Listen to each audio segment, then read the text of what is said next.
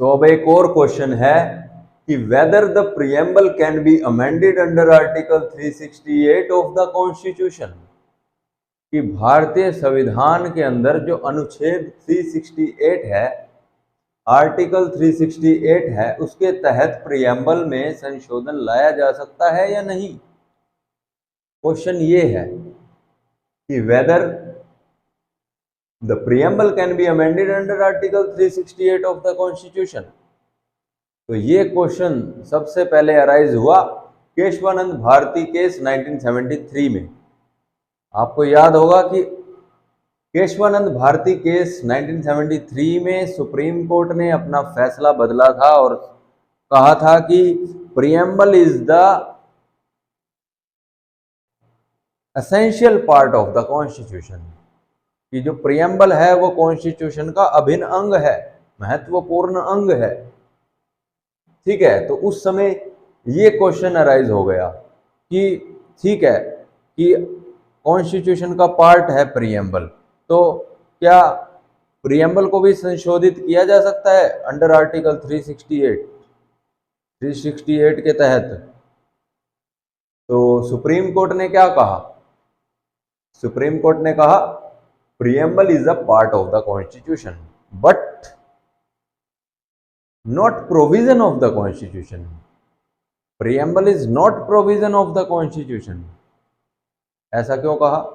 Article 368 जो है उसमें लिखा है कि article 368 mentions only amendment of the provision of the constitution and not part of the constitution.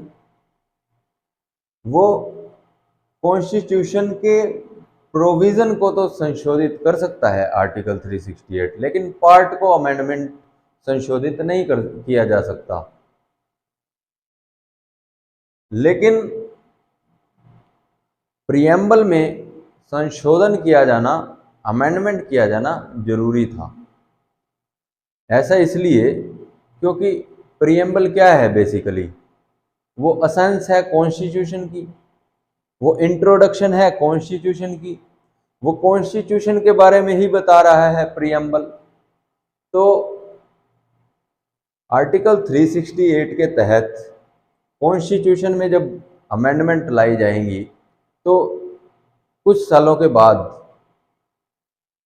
कुछ समय बाद कॉन्स्टिट्यूशन में बहुत ज़्यादा बदलाव आ जाएगा। और प्रीएम्बल में अगर अमेंडमेंट नहीं लेंगे तो प्रीएम्बल वही का वही रहेगा, लेकिन कॉन्स्टिट्यूशन जो है उसमें बहुत ज़्यादा बदलाव आ जाएगा। तो प्रीएम्बल और जो कॉन्स्टिट्यूशन है वो आपस में मेल नहीं खाएंगे, उनमें तालमेल ही नहीं होगी। तो इसलिए एक हार्मनी बनी रहे, तालमेल बनी रहे प्रीएम्बल और main body of the constitution में, एक कंप्लीट सिंक्रोनाइजेशन बनी रहे, उसके लिए जरूरी था कि प्रीएम्बल में भी अमेंडमेंट लाई जा सके। तब supreme court went for creative interpretation, purposive interpretation. तो इसके ये पर्पज, तो यहाँ पर्पज था सुप्रीम कोर्ट का क्या, कि प्रीएम्बल में भी अमेंडमेंट लाई जानी चाहिए। तो पर्पजिव इंटरप्रिटेशन दी सुप्रीम कोर्ट ने, क्या कि preamble not a provision yet it can be amended, उसमें संशोधन लाया जा सकता है। Why amendment should be permitted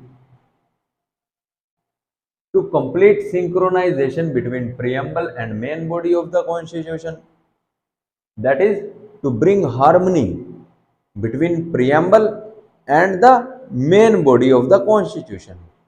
ठीक है, तो preamble can be amended बशर्ते, यहाँ शर्त लगा दी गई, subject to the condition that basic elements or fundamental features, basic structure of the constitution as contained in the preamble cannot be altered by an amendment under article 368।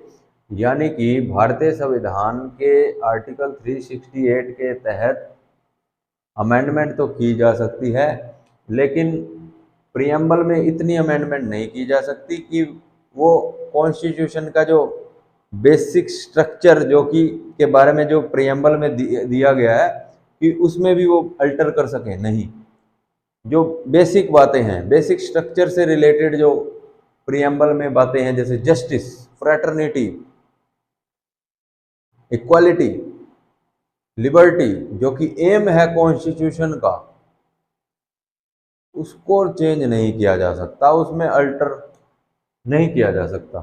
ठीक है, उसको promote करने के लिए जरूर उसमें कुछ ऐड किया जा सकता है।